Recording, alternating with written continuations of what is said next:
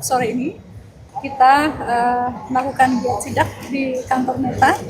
Ini adalah sebagai tindak lanjut dari pasal 40 Undang-Undang ITE yang menyampaikan bahwa pemerintah bertugas melindungi keselamatan dan kepentingan umum dari segala jenis gangguan akibat misinformasi dan disinformasi. Dan ini kita lakukan setelah berbagai upaya pemerintah berkomunikasi dengan Meta, baik itu formal, persuasif, dan akhirnya terpaksa harus sidak karena banyak kepatuhan yang belum dilaksanakan. Kita tahu disinformasi bukan hanya masalah di Indonesia, tapi global. PBB dan web menyampaikan bahwa disinformasi adalah salah satu ancaman terbesar global atau krisis global yang paling utama saat ini. Dan Indonesia, pemerintah tidak akan tinggal diam.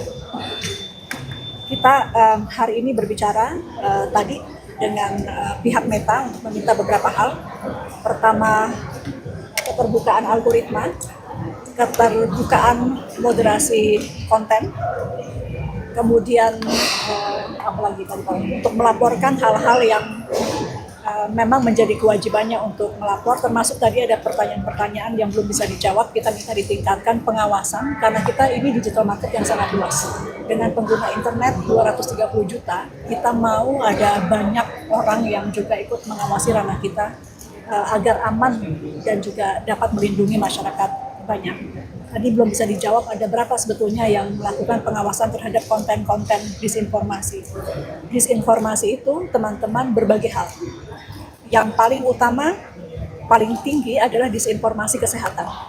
Dan ini kami banyak sekali menerima komplain, masukan dari dokter-dokter dan mereka yang bergerak di sektor kesehatan terkait misinformasi yang berakibat terhadap hilangnya nyawa anak-anak dan masyarakat. Disinformasi kedua yang paling banyak adalah kejahatan digital, termasuk scamming, penipuan-penipuan digital yang juga menjadi yaitu tadi salah satu yang terbanyak laporan-laporannya, dan ini merugikan tidak hanya orang menengah tapi di level paling bawah. Jadi bayangkan penipuan juga menyasar kepada mereka yang memang hidupnya sudah sulit, tapi juga konten-konten yang terkait digital scamming juga cukup banyak. Yang ketiga, disinformasi terkait kepemerintahan dan pembangunan. Nah, ini jangan diartikan bahwa ini antara pemerintah dengan rakyat, tapi disinformasi yang kemudian mengadu domba bukan hanya pemerintah dengan rakyat, tapi rakyat dengan rakyat.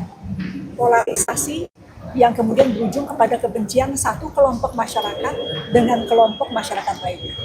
Dan pemerintah tentu tidak boleh diam dan harus menindaklanjuti ini. Dari Kemenko Polkam hadir Pak Asdep, dari BIN Pak Deputi, kemudian dari BSSN Pak Deputi, dari Bareskrim dan Pak Intelkam juga hadir Bapak-Bapak Kombes, Direktur, kemudian dari Satsiber TNI juga hadir wakilnya. Jadi ini bukan hanya Komdigi, tapi pesan keseluruhan dari pemerintah Indonesia agar Meta selaku industri yang tentu berbasis di tanah air mengambil keuntungan dari industri yang dilaksanakan di Indonesia juga harus patuh kepada hukum-hukum yang berlaku di Indonesia. Yang paling juga utama dan tidak bisa dinafikan bagaimana masyarakat menjadi terpolarisasi, saling membenci antara satu kelompok dengan kelompok lain, dan merusak rasa persatuan dan merusak nilai-nilai demokrasi.